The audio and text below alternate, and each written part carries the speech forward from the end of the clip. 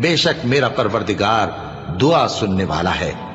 ए परवरदिगार, मुझको ऐसी तौफीक इनायत कर कि नमाज पढ़ता रहूं और मेरी औलाद को भी ये तौफीक बख्श। ए परवरदिगार, मेरी दुआ कबूल फरमा। ए परवरदिगार, हिसाब किताब के दिन मेरी और मेरे माँ बाप की और मोमिनों की मगफिरत कीजिए। और मोमिनो, ये ना समझना कि ये जालिम जो काम कर रहे हैं अल्लाह उनसे बेखबर है।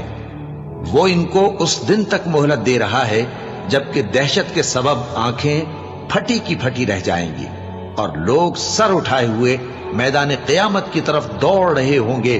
उनकी निगाहें खुद अपनी तरफ लौट न सकेंगी और उनके दिल मारे खौफ के हवा हो रहे होंगे।